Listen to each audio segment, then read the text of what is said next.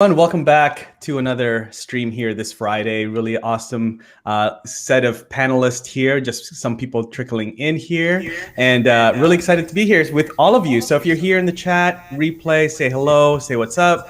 If you have any questions, I'm getting some echo from somebody. Who's got their speakers on? I don't know where the echo is coming in from, but yeah, so we'll just do some quick round of intros, guys, super quick, who you are and where you're at, and then we'll jump into some conversations here. We've got an awesome lineup here today. So we'll start from top left. So we'll go with Ash. All right. Hi, guys. My name's Ash Borland. I'm a content marketing and personal branding coach and also a podcaster and host of it's now changed to the Content Marketing Crusaders podcast. Also used to be the Personal Branding Secrets podcast. So that is me. Oh yeah, you did change the name. That's cool, man. Well, we need to hear the story on that. All right, Mary Lou. Hey everyone, I'm Mary Lou Mandel. I make content about making content, so I love making like tutorials on how to make stuff. So if you need to know how to make like a reel, a TikTok, or whatever, a carousel, whatever, just holler at me. I'll make a tutorial. I'll do it. There you go. Every time. Love it. Brent. Sorry, having some setup issues here. All right, no worries. Brand needs to get his audio set up here, so we'll jump over to Dean and we'll come back to Brand. Yeah, my name is Dean. YouTube music certified, music publisher, music coach. I typically make videos just to teach independent artists and musicians how to grow a fan base.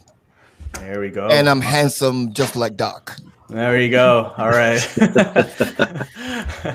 Sounds good. Jason, welcome. Hey, thanks, Rob. My name's Jason.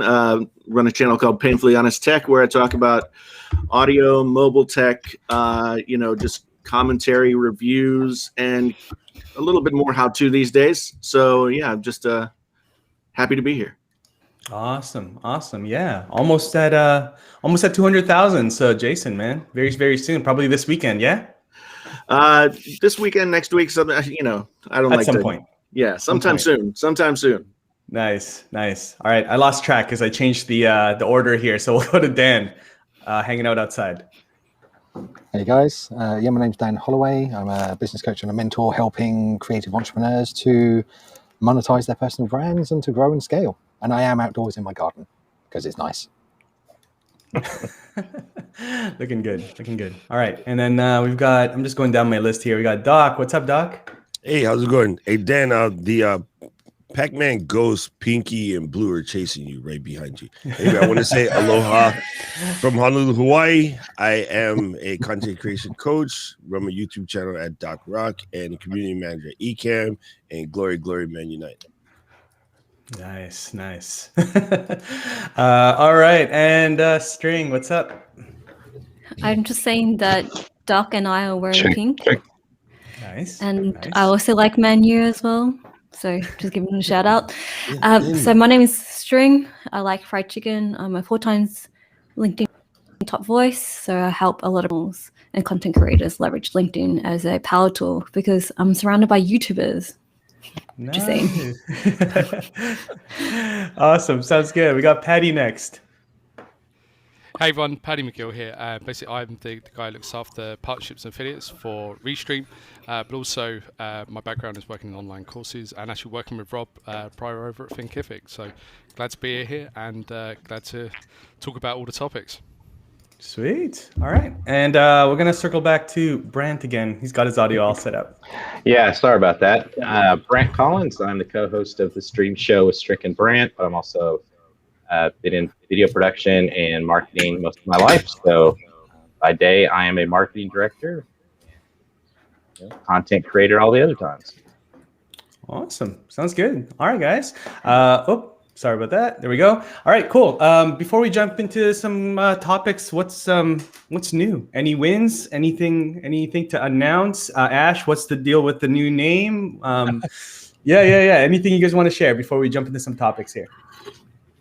Yeah, well, the name, I can tell you the name straight away. The name is purely, so Personal Branding Secrets was the podcast. I am a personal branding coach, but people come to me. It was one of these things, I had someone on the podcast and they said, it was a guy called Mike Kim, funny enough, and he was like, don't do the stuff that people, no, what's it? Go think about the problem they have, not so much the solution. And he was like, everyone comes to you to help with content marketing. You help with them, well, but the solution is personal branding. And so I've changed, done a rebrand around that. So the content is the same, but the keyword has changed, and I've already seen a growth on that. So that's been kind of a back end thing of just also the name Crusaders allows me, if I build as my community grows, they can all be Crusaders as well. Whereas Secrets didn't really work. So that's the only reason. Nothing exciting. Everything else is exactly the same. No, that sounds good. That sounds good. So you went and changed it to content marketing versus the personal branding. That's smart, man. That's smart. No one searches personal branding. That's why. After I did all the research on it, nobody's looking for it. Nobody's looking for Not it. as much as you think. Not as much as you think, anyway. Yeah, Ash, you know, it's funny. Somebody, actually, somebody. No, I know exactly who. My partner in crime, Diana Gladney, she says, you know, no one goes online searching hypertension. They go online searching high blood pressure. Yeah. So, you know, don't speak like a doctor when you're really want to talk to patients. Well, every one of you here we all do this similar thing, and it's you help personal brands, we help content creators, and I think it's that you're right. Like the language was, I have too many people who are coming to me going, oh, I've gone to this guy because you don't do that. I'm like, I do that. That's exactly what I do. But okay, so we rebrand and it's worked. So yeah, I think you're right. Blood pressure it is instead of hypertension. Yeah, that's I remember back in the day when we were at Thinkific, me and Patty, there's people that would talk to virtual assistants, and so but they were trying to go after entrepreneurs, but they were using like terms like virtual assistant and stuff like that entrepreneurs like freelancers didn't really gravitate to. Like they didn't think like they were virtual assistants. They're a little bit above. They're freelancers or like they're business owners, right? So the name matters, right? So the language, the title, the language matters. Yeah. I got an argument with a guy, one of my clients. And he was like, I'm a fat loss specialist. And I said, you need to be a weight loss specialist. I was like, oh, well, I was like, no. He said, there's no such thing as losing weight. It's unhealthy. I said, Google doesn't care. Google doesn't care that fat loss is the real thing. That weight loss is not real. That's what people are looking for. That's why I keep telling myself, I'm like, weight loss is not real. So I just keep gaining it. It's just and I don't have to worry. I keep telling myself the same thing, Patty. Yeah, I didn't think it was real until I spent 18 months at home. So then it became real. Yeah, fair. It's funny how I spent 18 months at home and then had weight gain. Way too many pies. Too much, man. Party too much. All right, let's jump into some of these news topics. Most of these actually you guys shared with me. So I think Brent, I don't know if you're good with your audio, but yeah, I think you shared this one with me from Entrepreneur actually. The creator economy comes of age as a market force. Brent, do you want to say a few things about this and just kind of position this article? Yeah, hopefully my audio is good. You're good. Yeah. Mm-hmm. All right, cool. Just making some changes. Everything's kind of maturing. Everybody is kind of right now everybody knows that the content creator is what is, all these platforms are making money off of our content. So, they're trying to position themselves to, lure away content creators. And a lot of times people think content creators are just, YouTubers, but it's TikTokers and people that are using Minecraft and Roblox. There's all of these areas are trying to do it. So, I mean, I think it's really great. But a lot of it too is that people aren't making the kind of money you think they're making. So you have to be doing other things on the side. You're not going to make, like it says there, the 2% of creators made a federal minimum wage of, $1,000 per month. So, and I think that's unfair sometimes. We look at somebody like a Mr. Beast and people don't understand that that's taken a lot of years and a lot of people to get them to that level and to make that kind of money. So if you're a new creator, you got to look at these other ways to make money. Yeah, it's interesting. I was just saying, I'm gonna quickly jump into this. So I think I mentioned this last week. My wife's TikTok it went pretty viral, but it's actually like really, really accelerating. She's hit like 30,000 followers now, and I think 4 million views of all her videos, and couple 100,000. Was it 900,000 likes? Like it's really like just bananas. So I'm already looking at stuff like this, and I'm thinking like, how can I monetize this community in a way? But it's interesting because TikTok is like it's just that little bit different, I think, to something like an Instagram or a Facebook. So I don't at the moment. I'm debating whether or not just to build up a bigger audience and then launching, like actually doing like some sort of like promoting an affiliate product for mums or something like that. That's my that's the first thing I'm gonna do, I think. Anyway. What's her TikTok name? It's called Mumsy, MUMMZIII. And you know what's funny? I went to go buy the domain, and someone's bought it this month. Someone bought the domain, so I know she's probably doing something right. But it's quite an interesting topic. It's her journey of being a NICU mum. So I think what she's nailed is like the niche, like or the sub niche. You know, like new mum, and then a mum that's neonatal intensive care unit. Right. So is she doing like battle raps against Stormzy? Oh, that'd be so funny. She's not, but she'd be good at it. I don't know how she'd fare with her Canadian accent though. I think it all goes back to knowing who your audience is and where they're at. Yeah, definitely. And you know what's crazy? Like the amount of engagement is pretty extraordinary, and it's such a sort of sensitive topic. Everyone has a story to share. Everyone has something to tell in the something to say in the comments. Yep. So yeah, I think she's on to something really good. So he's hoping for 1 million, and then I'll be at VidCon. I'll be on the stage with my wife. I'll be your manager. I'll be a brand manager. That's basically There what I'm doing. I'm freeloading her off her success now. So. There you go. What's yours is mine, right? That was the vow we took. So true. You know, the funny thing about this is, you know, the article they go after the people that are using like Patreon and stuff like that. And well, one of the things that a lot of creators don't realize, especially in our space, I say our space, YouTube space, sorry, String, is they are only trying to wait to get that 4,000 and hit the ad revenue. And ad revenue, anybody that's an actual creator knows ad revenue basically sucks. Like I'm not going to poo-poo it because, hey, it pays bills. But at the same token, you have to go and find other avenues. And a lot of the newer creators or even some of the longer term creators haven't figured out that shouldn't be your only source. Because there's swings, you know, summertime ad revenue is going to pop up. Christmas time ad revenue is dope.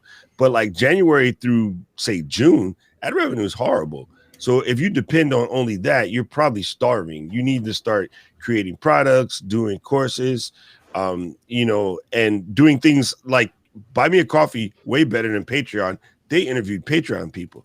Buy Me a Coffee is going to eat Patreon's lunch probably within the next 6 to 8 months. But you look at like my daughter's 17, thinking about going to college. I was lucky enough to get a keyboard from IK Multimedia sent for her to do her first TikTok review, and she did a great job. And you know, I was at that point I was trying to become her manager. I was like, all right, this is your first deal, but you know, let's, you know, so it's realistically, if she stays with it, she could, you know, they could make money she could, you know, that's her job through college, would be being an influencer. She could, in the space, she was, you know, singing and technology and things like that. So, you know, it's the new future for a lot of young people, you know. Yeah, it's really interesting. I mean, I quit my day job at 48, 47 and started doing, I mean, I've been doing YouTube since like 2013. And never really like expected it to turn into a thing that did more than just be a hobby for me. But the one thing that I found over the years is like ad revenue can be like, you know, the thing you pay your taxes with, or the thing that you like your cushion at the end of the month. But if you don't have 4 or 5 other revenue streams that can possibly bring in some money each month, and you're trying to make a living at it, then, you know, it can get kind of thin. And honestly, like what I don't think a lot of people realize, and what I've learned over these past couple of years is, you know, when you're doing YouTube or being a content creator part-time, you don't have enough time to really spend building a business, you know, getting all of the different avenues going with revenue and that kind of thing. So when you start to become a full-time content creator, that's when you really start to build that wider spread of your business. And it takes time, just like any business would. So, I mean, I've worked with Patty over at Restream, and, you know, I've done a lot of different stuff where, you know, it's not always the paycheck that drops in the bank account at the end of the month, right? So I don't think a lot of content creators that are starting out really understand that ad revenue has to be like your third or fourth or fifth option for paying your bills if you're going to really build a strong business. And it takes time even after you go full time to get there. You know, some people are much more business savvy than me and get there much more quickly, but you know, that's my cross to bear, I guess. See, I've got something to add on that, actually. I saw a video today from a guy called Bandrew. I can't remember his surname. He runs the Podcastage channel. Yes, I know him well. Right. So he does some fantastic content. I never actually knew that he actually has a day job as well. I thought he was all in. But he made a video that was really, really made some really good points, which I saw today. I'm not sure if he launched it today or a few days ago. But Google had mistakenly suspended his account. And he can't actually access the Podcastage channel right now. And he doesn't know how long it's going to take for him to get access to it back to his channel.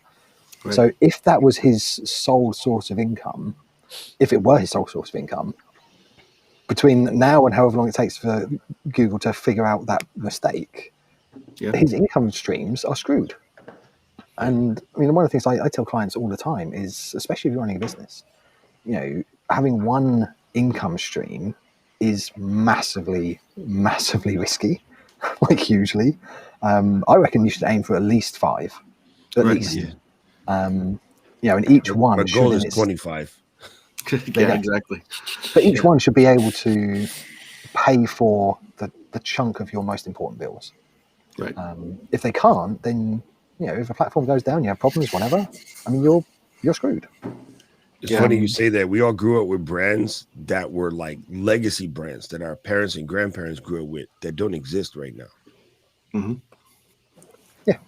Except maybe String. She's like 5, but I mean, Autumn's crazy. 39 going on 50. Yeah. Well, I think it's interesting too. Like I'm friends with another channel called Front Page Tech, and last year their channel got hacked, and everything got deleted, and they started. I forget, they were putting up Bitcoin videos on Front Page Tech, and it took months for them to like get back to where they had the channel fixed and they were able to make videos. And you know, whenever you take a hit like that and you can't make content, it takes a long time to bounce back. And so thankfully they do well in other ways, and they had been able to build up kind of a little bit of a backstop to make it so that they weren't really in trouble money wise. But still, it takes a huge hit, and a lot of people don't understand that, like, we're contractors for YouTube or TikTok or Instagram or anything like that. That's all we are. We don't have any real power over what they do with our content or not. So YouTube could change a policy tomorrow or change the algorithm tomorrow, and you don't get as many views. I mean, it's happened to me multiple times over the years where something slightly changes and you have to kind of change what your focus is. And so it really behooves you to kind of make sure that you understand that YouTube or Instagram or whatever your main platform isn't really your main platform. I mean, like, you know, Ash is into personal branding. I mean, your personal brand ultimately is what you're growing toward, even if you wouldn't say, like, I'm trying to build a personal brand. You would, you know, you still have to be able to take your party someplace else if necessary.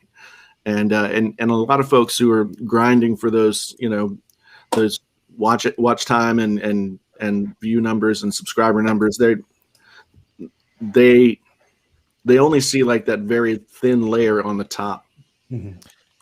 It's interesting you say that, because I watched a video with Harris Heller. And I like his content, but he did Alpha Gaming, and then he did a video saying how he'd regretted one of his biggest mistakes was he should have done a Harris Heller channel. Right.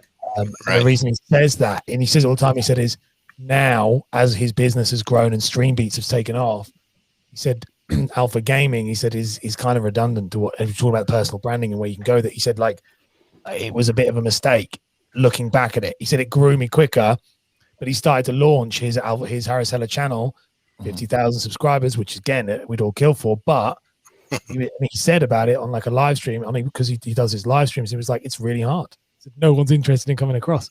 So it is borrowed land. You don't have the audience you think you actually. And he said that being him, you know.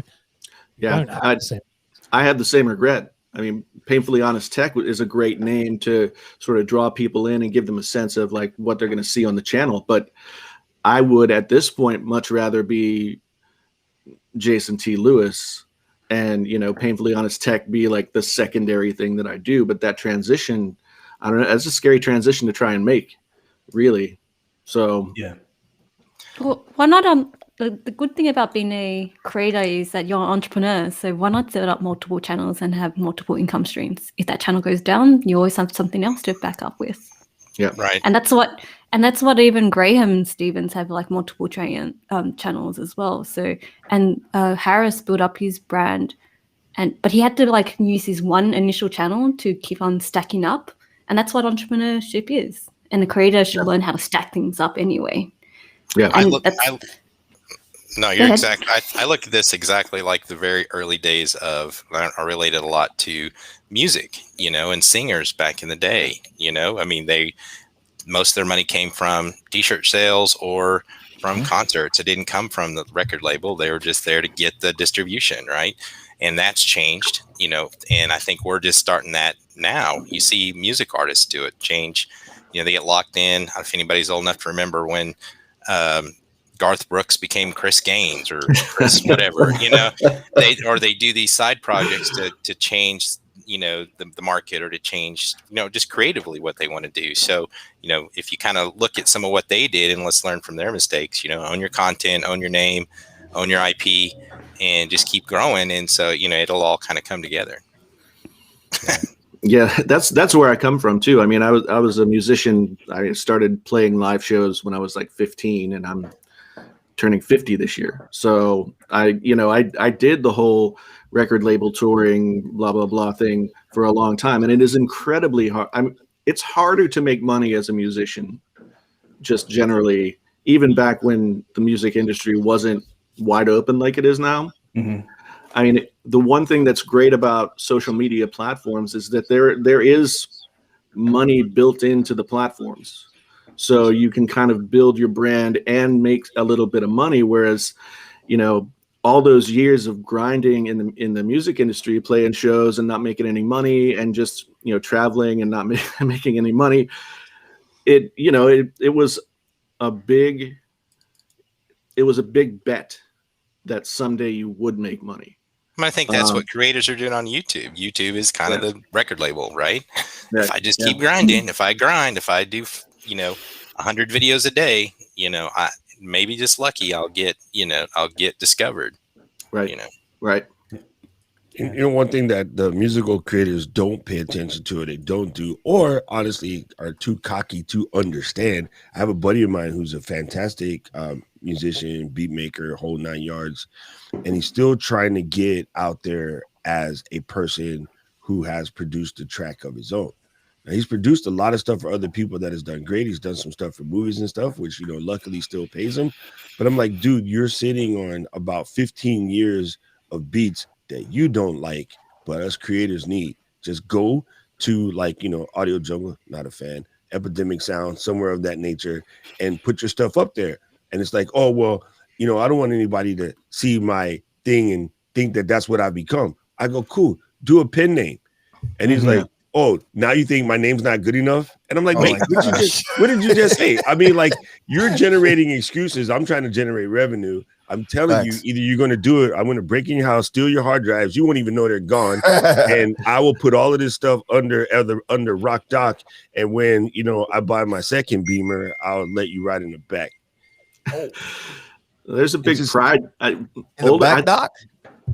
I just think that, yeah, make him ride in the back. Exactly. Like, you know, But I think older musicians who grew up in the way that music used to work before, they're kind of like, this is my work product. This is who I am.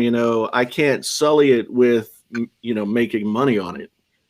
But a lot of younger creators now who have grown up in this atmosphere, they recognize that, I can record 3 songs a week and put them up on Epidemic Sound or like Harris Heller with Stream Beats is just an incredible opportunity. Perfect example. I'm blown away by how smart he was to do that. It's like I'm actually jealous that he thought of it before me. and he's probably better on the business end than I am. But yeah, Stream Beats is genius because they're making songs all the time. They're just throwing them up on Spotify. They're throwing them up and people can use them, and they're filling a huge need now that especially on Twitch, DMCA and all that kind of stuff has become a big problem. So that was genius, like right place, right time with the right product. Stream Beats just kind of also invested in it, invested the money to pay the people to make the beats, to do that, so I think he did that part right as well. Mm-hmm. Yeah, he didn't even make it. That's the funny part, was he didn't even make the beats. You know what Epidemic pays per song for a person who creates songs for Epidemic? $1,000 to $5,000 a song. I gotta go get back in the studio and make more beats. He's encouraged. Yeah. Go make it over 40 beats and then just throw it in there. And all you got to do is make 88 to 94 hip hop, because we miss it. You're gravy, bro. You're gravy. Yeah. So true. Or lo-fi. Lo-fi seems to do really well. Lo-fi is magic right now. Yeah. And I noticed that people do 24-hour live streams with music. Yeah. Or 24 hours, like those Zen music ones where they try to go sleep. Right. Just do, like, you have one that just like runs all the time. How's yours going, Brent? I tried it for a while. I ran it off of my gaming PC for 2 weeks.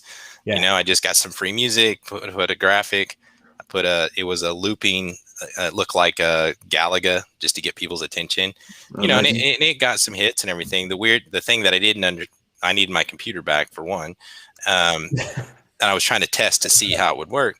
But then when I closed it down, YouTube, they didn't record it. It didn't transcode, 2 weeks worth of, so it's kind of just, if you go there, it's dead. But, it was a cool experiment. You theoretically, not theoretically, I wanted to see if I could do it, but I looked into it. You'd probably have to spend about $100 a month to get a service, off platform, plus the rights for music, and then just run it, and then it's kind of like fishing, right? You're just seeing if you can make some revenue off of it. Right. If you want to spend the $100 a month, then go for it. I listen to Lo-Fi Girl, and she's got that. I mean, that's on all the time. I think it's Lo-Fi Girl, and it's and that is like 25,000 consistent listeners always, and it's been streaming. The stream hasn't. It said stream started in February. I was like, oh my god! That was the last power outage. I mean, she has 8.67 million subscribers and 160 videos. So it can be done. And there's things you do. We won't get into Linux and cron scripts and whatever, so that you can, we have it recording every 24 hours, so you don't depend on YouTube to record it for you. It's a simple cron script. Never mind. I won't become a nerd. I'm sorry. All right. I'm with you on that one, Doc. You and me. There's a couple more things here, but I want to wrap this one up here because this is the whole income stream. How many? There's a video here. Let me share my screen again. Sean. So Sean he just did this like yesterday or 2 days ago. So he says, how I built 21 streams of income as a YouTuber. I think that's really what it is. That's what this whole thing is all about. Like, you can't put it all in one platform and one revenue source.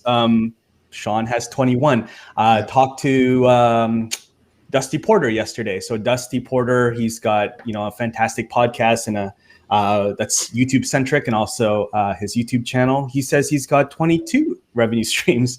I asked him straight up. So he, so this is just the way that, as a content creator, going back to this article, right? Everyone wants to be a content creator. Every kid, like the majority of kids now, want to be content creators. Right. And so they need to learn this side of things where it's like you got to have multiple income streams. So I think that's really like the lesson here. If you're coming up as a content creator, you got to saw diversify. Sean's video, and that's why I switched to 25 because I was at 12. My knee-jerk reaction to anything is double it. So I was at 12, and I said, okay, 25, because 24 is Charles Woodson. Yeah. I actually watched that video too, man. It's pretty good. Yeah. Sean has credit card cashback. Yeah, that's a part of his 21. I was like, okay, I didn't expect the credit card cashback part at all. Yeah. Oh yeah, dude, that's my money. Just booking trips to like 5 conferences right now. I have enough cash back to buy another computer. Oh my gosh. Yeah. Mm-hmm. But this is also in real business. I ran my wife and I ran our own ad agency and video production company for 8 years. I had 2 huge clients for 8 years, right? I didn't diversify. And then when the whale went away, right, I was stuck. So, this is the same thing in real life. Real business is not just creative. Creative culture is you gotta make sure you have more income streams. More income streams, yeah. Rich says he's 20 streams short of Sean's stream. You got one? Rich, man. It's okay. You got to start somewhere, man. You got to start somewhere. All right. Let's. This is good. If anybody else has any thoughts on income and revenue around being a creator and the whole creator economy, drop them in the chat. We'll still continue talking about it. But I want to go into this one. There's a couple here. Mary Lou, you shared this one. Badge milestone bonuses. I actually don't really understand what's going on here with Instagram. So maybe Mary Lou, you can shed some light on here for us.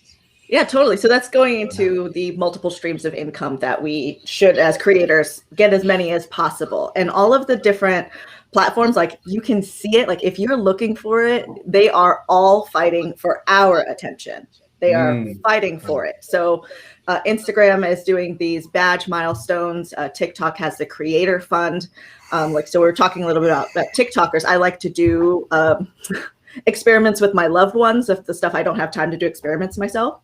So my boyfriend is an actor and a screenwriter, and so instead of like waiting for the auditions, right, all of that is like waiting, like the musicians waiting for the gig, waiting for the big break. But I was like, okay, what if you take these skills and you put them onto TikTok 2 times a day, every day for, whatever period of time. So now he just crossed over 10K on TikTok and now is eligible for the creator fund. Now is getting like influencer gifting stuff sent to him. Like the experiment works because you have the skills. So with like Snapchat also was trying to incentivize people posting on there.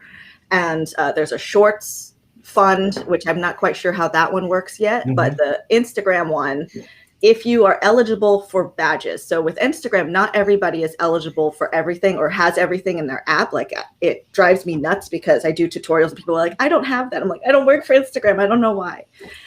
But there's, so if you have the badges, so those are basically like your super chats or your tips on other chat platforms or on other live stream platforms. So people can buy their badges and they're trying to get people to use this feature. And by getting people to go live more. So if you're eligible for badges, then you can sign up for these badge milestones. The first one, like the money is crazy because I was like, Instagram's never like gave me $100, right? But now they are. So the milestone one, if you go live for at least 15 minutes with your badges on, you get $100. And then you go live a second time within like a month. There's like time frames that you have to hit these milestones. You go live with somebody else with badges on for 30 minutes. That's an additional $150. Wow. And then milestone 3, go live. I think it's for 4 weeks, once per week for 15 minutes. And that's $250 for the 4 weeks. And I think you can repeat that until the program is over. And, as we're already live streamers, we already know how to talk for 15 minutes. Like I've already just talked like for 5 minutes just on this. But it's like an easy way to start making your money, because like if Instagram's going to pay you, why not? You're going to talk about it anyway. You have your YouTube live stream or wherever your live stream is anywhere else. I always like suggest people like just go on to Instagram and do like an after show. Talk about the same thing again of like, this is what came up, because you don't have to leave it up. I mean, I straight up, when I was like just trying to test this out, I just set up the camera and put together this office chair. And I was like, I just have to be here for 15 minutes. I'm just going to leave this. And then I deleted it afterwards just to see what would happen. So it doesn't always, you know, they're not looking for quality. They just want you to use the feature. Man, Doc, we could have retired after Vlogmas. Yeah, no kidding, right? You know, another thing that Instagram just recently did, which is freaking fantastic, finally, is they're allowing you to stream and post directly from your browser. Now, again, they're doing their super slow rollout, so iPad, right? not a lot of people have it. And the other thing that they did, which they always do, which is super irking, they shaded the iPad. Like you can't send it from the iPad, you can't upload from the iPad, and it's crazy because there's so many of them out there. And I'm like, who at IG is pissed off at iPad that they always do that? To this day, like 10 years later, we still don't have an iPad app for IG, which is just ignorant, because we definitely know people that go to the concert like this. Yeah. So true. So true. Yeah. Yeah. By the way, I wanted to pull this one up because Kelly says, for some reason, I think you look like her roommate, Mary Lou, apparently. So it's like, Mary Lou reminds me so much of my old roommate. They could be twins. Kelly, you could put a side by side our son. I was never going to say this publicly, but since Kelly started, Mary Lou looks like my ex-girlfriend. Chill. Let me tell you, this like happens all the time. What happened? There's always somebody, they're like, you look like this person in my life. So I don't know if I have a common face or a unique face in a lot of places. I want to know I don't mind. Who's hiding the disunification program? Is that anyone? I get that yeah, too, she's in witness. Hey, is Tupac in witness protection too? Hey, what have you been doing, Doc? Controversial. Very. All right, awesome. Okay, here's Patty. Patty got lost, and now he's back. So welcome back, Patty. So Mary Lou, so right now I saw that there is so they're taking 0 revenue share, which is of course like that's similar to Facebook, right? Like Zuckerberg announced that he's not taking any cut. So similar to that. So they're I like what you said there. They are all these platforms are essentially battling it out for creator attention and content. Yeah. So this is an interesting play. They just don't even care about the quality. So what's the requirement? Do you need to have a business plan, or a business account? So when I looked into it, because some people have it, some people don't. I just got badges like a month ago. So it's not even like your follower count, because my follower count hasn't even really changed much in the past like 2 months. But I know where I'm at. I have a professional account and I'm on a business account. And that's how, and I use live, not like super often, but at least once a month I use the feature. So I feel like it's a lot of the times, like if you use the feature, then they're like, oh, maybe you're one to test this out on. Because like with Reels, there's like the remix feature that like I got because I was using Reels a lot, but a ton of my like followers or subscribers were like, I don't have this feature. How can I use this? Yeah. And it's like, my only suggestion ever is just use the features more, because then there's a reason for them to give you the gifts. Yeah. They're tracking those things. Yeah. No, that's really cool. That's really cool. I like the idea of maybe an after show, similar to what people are doing on Clubhouse. They're doing their live streams and then they'll go to Clubhouse. So this is a good way to do an after show and interact with the audience even more. Just get some passive income on it. So this is awesome. Anybody else have any questions for Mary Lou around this? I actually watched I saw your post, Mary, about that, and I checked my account and I didn't get the badge yet, but I do go live on Instagram once a week, every Tuesday, a show called Music and Social. So hopefully I'll be eligible. I don't know, because I don't have a lot of followers, just a little bit over 2,000. So I don't know. Yeah, and that's where like I really hope that they do that. Like I'm trying to manifest like a direct contact at Instagram that I can be like, hey, listen, what's going on with this? Because I only know like the buttons that I have and how to work that. And outside of that, I don't know. But I really wish, like, if they just release something, like, just give it to everybody. Yeah. I know. Just give it. Yeah. Just give it away. Yes. Hello, Slowly rolling out. LinkedIn Live. I was going to say, I was waiting for that. I was thinking nobody mentioned LinkedIn Live. Yeah. The one service that I pay $35 a month for that I can't get access to the streaming. You know, there was just one person reviewing all of the applications for a very long time. Like, it was Yeah, I hope just that one person gets fired. That was mean. No, I was teasing because from a long time ago, like this time last year, I was talking to Rob. I'm like, Rob, bro, they denied my application twice saying I didn't know anything about streaming. And then he's like, yeah, just keep applying. So I did like 3 more times, and they all came back, yeah, you don't have enough streaming experience. And I was like, okay, yeah, Michael Jordan can't dribble the basketball. I'm out. So I'm done. I'm done with it. I'm completely done with it. If I'm thinking of the same person, Patty, I think they actually got promoted, but I don't know. That's Hey, Mike, that's a Microsoft move right there, bro. How to manage a large queue of applications properly. Approve them all. Well, what do you guys think of? What do you guys still think of LinkedIn Live? Is it still a thing? Like, who's streaming on LinkedIn? I know Dan, you're streaming on LinkedIn, yeah. There you go. Of course, of course, String is streaming on LinkedIn. What do you? What is the latest? What is the state of the union at LinkedIn Live, String? What's going on there? Well, I may have better numbers with newsletters than live stream, but I have the best conversions from my live streams. So I use live stream as a conversion retention tool. Okay, nice. So, but other than that, like, talk to like a restream dude on the next to me. He maybe give you more access and get you live access there, Brad. Yep. Yeah. Dude, they don't even talk Free to accounts us, for and everyone. we make the connection so that our people who use our software can stream to LinkedIn Live, and we have a hard time talking with them just to solve issues. So Yeah, I'm sure Patty's crew is in the same boat. in the team.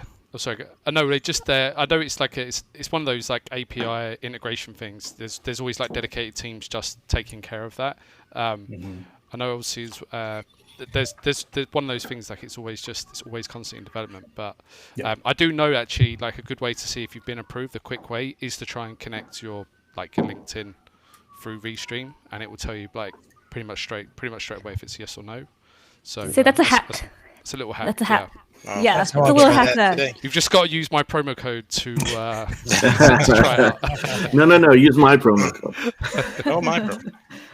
Patty, you look like you're in like a prison cell looking out the window, man, by the way, but very artistic. Honestly, it's probably because not because I'm in prison, but it's like a downstairs basement type thing. And it's good. It's going to be like 40 degrees in a minute, so I'm just waiting for my face to turn red, go white and then red. I'm going for the lobster thermidor look. That's hilarious. Man, this is good. Thanks, Marilu, for sharing this. I think this is a lot of people don't even realize that this is available, I think, unless I'm the only one and everyone else does. No, I didn't either. Yeah. Very cool. So you just basically wait. You wait if you are granted access. It's not like something you apply for, right? It isn't something that you apply for, and that's like kind of the thing with Instagram is everything is like when they decide to give it to you. You deserve it. I don't know. It makes me really mad, but I do see that they are like the guy who's the CEO is putting out like videos all the time, trying to like explain the algorithm, and they're trying to be more transparent because I feel it. I see it that people are like, forget you, Instagram. I'm going to TikTok. It's right. I have to say from the creator side, like with so many options for content creation, it's really hard to decide like what am I going to spend my time on. True. I mean, obviously I got a main platform where that's where I've got to spend the majority of my time, and I've got to maintain that. So how do I go over to another platform and have some level of assurance that if I put a bunch of work in and try and bring my followers over there or build a new set of followers, that I'm going to be supported by the platform. Yeah, I want to say the same thing with you. And then I have my phenom of a partner who is crushing it on Instagram, TikTok, Twitter, YouTube Shorts, YouTube in general. And I'm like, Diana, go away. You're making me feel bad because I can't keep up with her. And then like she produces like, I don't know, 80 pieces of Instagram a day and TikTok and her YouTube video. I mean, so Yeah, I feel you because I say the same thing. Like, how am I going to create more? And then she's like, "Come on, dude, what are you doing?" I'm like, "All right, I got you. Be quiet." Yeah, I think you really have to take a step back and look at who your audience is and where they're at. You know, they might not be on TikTok. Right. They might not be on Instagram. It might be Facebook. It might be a private group. You really have to do a persona, of your viewer and see who that person is and where they're at. I think though, but right I now agree. TikTok is so big, right? To think your audience is not on TikTok is completely talking from you not wanting to do it because your audience is there. Maybe not the exact audience you have, but we just talked about diversifying income streams. At this point, you should also diversify audiences.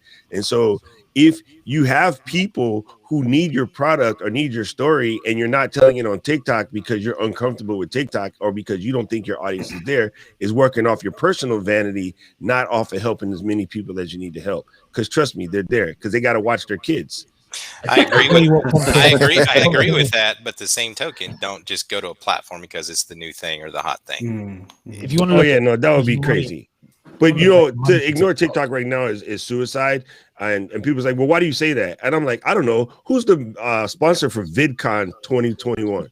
Right. Yeah, exactly. Mic drop, back out, moonwalk, Doc Rock. Hey, I got my TikTok hat in the mail yesterday. So, and I don't even have a following, but I signed up for a business class that TikTok gave on how to do their advertising. So there you go. Yeah, that's where the money's at right now, bro. Yep. And you don't even have to have an account to advertise. One of the best ways. And I've done experiments where I've like posted the same kind of thing across all the platforms, right? And so like when I was doing everything from Reels and TikTok, they would both get the same thing. TikTok would be silent, but Reels would go off, right? But then I tried to put my tutorial content everywhere, and that only activates on YouTube. So it really is different audiences and different types of content that you can cross promote, but like do understand that they're different shows. So it's just like you have a different show on each channel. It's trying to ride a car inside a motorcycle race. It just doesn't work. You do have to produce for the exact platform. Right. And it comes down to the intent as well, doesn't it? Like the intent of the audience. I mean, if you go on TikTok, the intent of the audience isn't to like learn something new. It's to kill an hour or so because you're bored out of your brain in whatever else you're doing. For a lot of people, yeah. If you go to YouTube, you're looking for answers to questions. If you go to Facebook, most of the time you want to kind of communicate with friends or family or kind of some kind of a community kind of jam that you're pushing your intent to go on that platform. So I think what a lot of people do is that, I mean, I actually had a mentorship call with someone just before jumping on this stream, and they were like, how do I grow on like all the social channels? And I'm like, steadily over the course of a few years, but for the next 12 months, pick one and post on that one channel 3 times a day with targeted content in the right way, delivered to that target audience, rinse and repeat every day for the next 12 months. And they were like, oh, what about all the other channels? And I was like, as far as you're concerned, they don't exist. Get that one channel off the ground first and get it working, and they'll come and find you on the other channels, and then you can kind of scale them up as you go. But I mean, if you try and do 5 channels at a time, especially when you're starting out, they're just going to burn out within 90 days. It's not going to work. Story.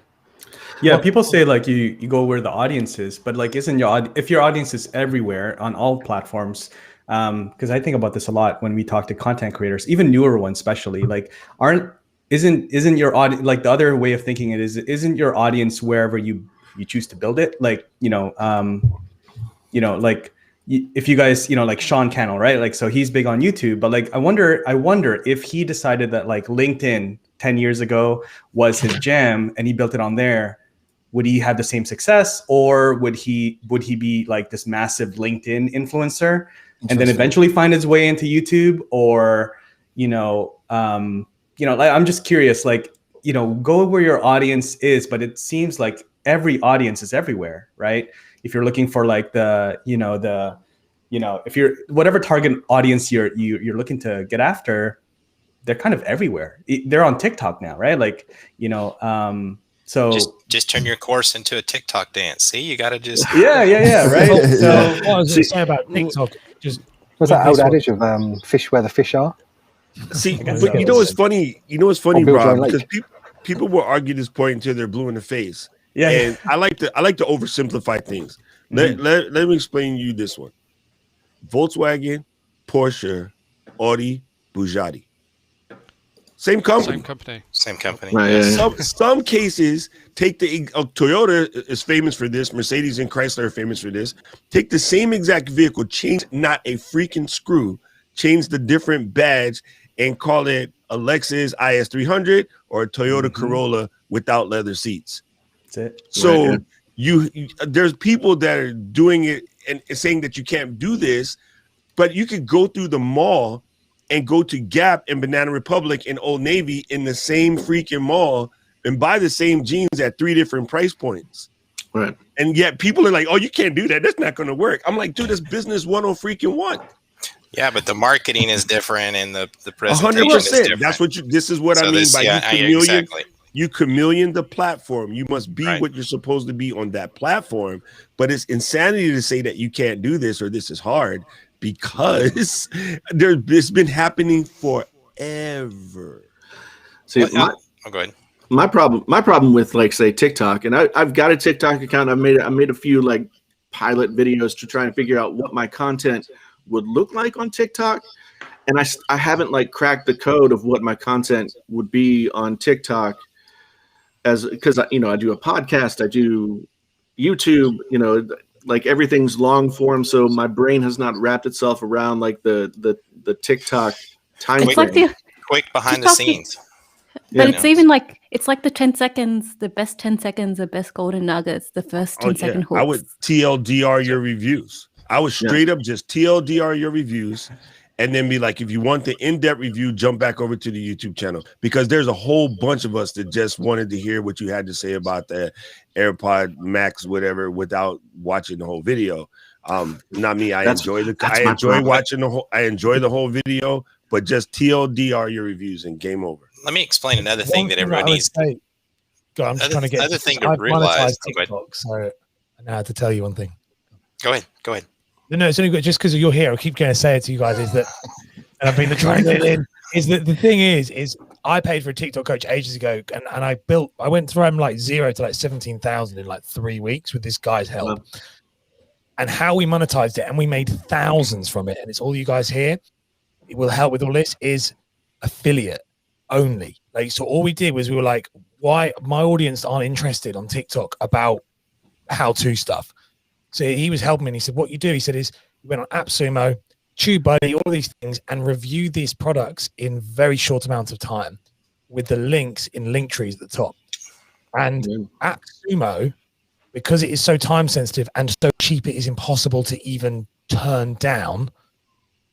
I made thousands in weeks, like thousands, because the virals, if that video goes viral, it just goes boom, right? And so that's where when all you people here, tech, affiliate is where, because I was trying to find a way to how it would work. It's affiliate marketing was like, that's how it works for me. And for a lot of people who are like creatives how does it, because that's the type of content people want. They're going, oh, that'd be amazing for me. Click on the link and go. And so that's how we monetized it. And it literally was like, I got bored of it in the end, truthfully, because I don't really like the platform. Got tired of thousands of dollars. No, I'm just kidding. And I just got bored. Because, you know what the truth is? I got bored of sat on being on AppSumo trying to find the latest deal. That was, but it was like, honestly, it was ridiculous because AppSumo's affiliate program is that if it's a new client, they pay you 100% of the commission. So you could promote Restream. Promote Restream one day. Like one day, Paddy, once I get on it. Hey, as we have a talk, I don't want to talk over my boy down there, but yeah.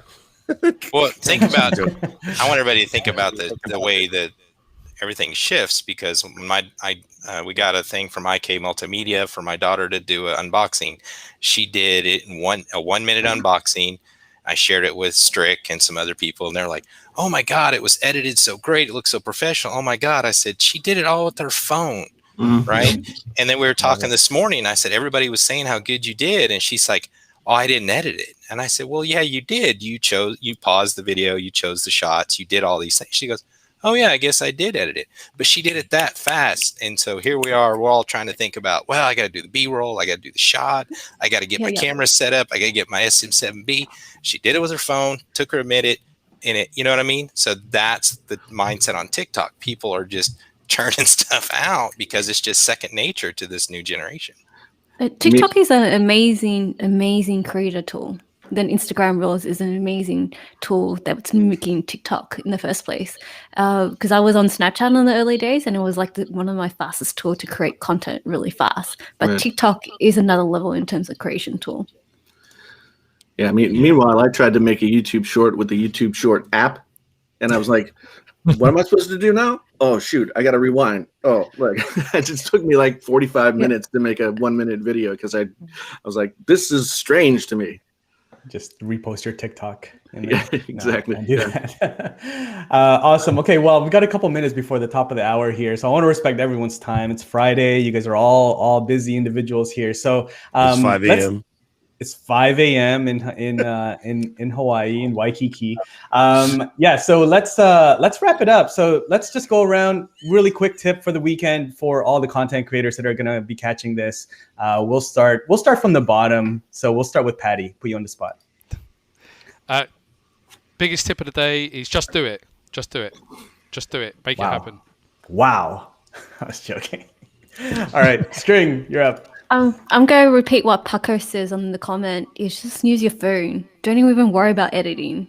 Learn how to communicate within 30 seconds and just upload it. You'll be surprised how authentic, raw, and people just want to know how well you're communicating within that 30 seconds. That's it. Awesome. Doc? Man, Paco's on point because learning the limitations of working it in your phone will allow you to just become better. And my thing that I'm working on explaining to everyone now is don't try to treat this as a side hustle. Treat it as a side helpful. If you're helping people, you get there. You're good to go. That's the only recipe. That's it. Dan? Yeah, I'd say something I've been doing a lot more these days, more than I did for a long time, is documenting rather than creating, especially in the short form. So when it needs to be polished, keep it polished. But at all other times, like everyone else has said, keep it raw, keep it natural, keep it easy, but document the journey, because I think that's the only way these days where you can truly stand out, because only you are going through your journey. So document that, and no one else can ever copy you. Beautiful. All right, Jason. Well, the advice I'm going to give is the advice I'm going to take, which is like figure out how what you're doing can fit within the confines of all these different things. Because, like I said, that's been a problem for me. How do I do something related to what I do? Now I have some ideas about how my content could work on TikTok and Instagram and a bunch of other places that I hadn't thought of before. So always be thinking about what your possibilities are, I guess, because it's always shifting. Awesome. Dean? Yeah, I mean, basically just pick your platform and just do it. I mean, everybody wants your attention. Spotify released Green Room. Everybody wants you. Choose your platform and just do it. And I'm also speaking to myself because I was in the pit for a long time. But when I started doing it, I'm like blossoming, man. Like, yeah, baby. Awesome, man. Good to see and watch. All right, Brant.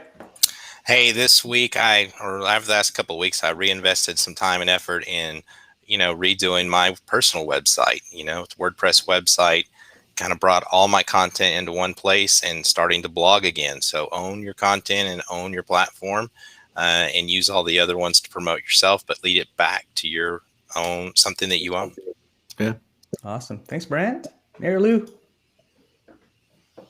So with my experiments I've been doing with my loved ones for their platforms is as soon as they embrace who they are and authentically show themselves and the stuff that they're passionate about in their content, that's when it takes off. It's not about how well produced it is. It's not about like necessarily where you put it. Like you want to position yourself well, but it really, like as soon as you embrace who you are and your message and what you can share with people, that's when it'll blossom, because they'll see you and not just another person that is on their feed.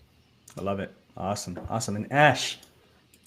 Yeah, like you guys said some great stuff. You've taken all the good ones. The problem no, one thing I would say for this week is definitely focus on the words that your clients are going to use as opposed to the words that you want to use. Think about that. Is it fat loss or weight loss? From the beginning.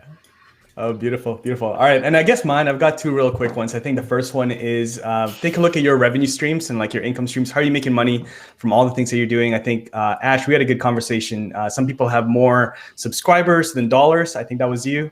And so take a look at that and take a step back. You know, maybe take a week or two off creating content, actually build the things behind the scenes to make you money so that you can sustain all the stuff that you're doing.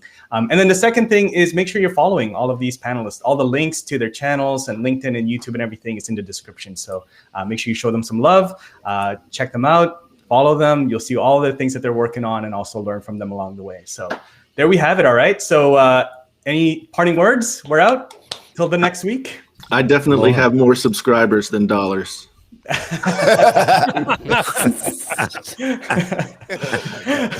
All good. Awesome, everyone. We'll see you all next Friday.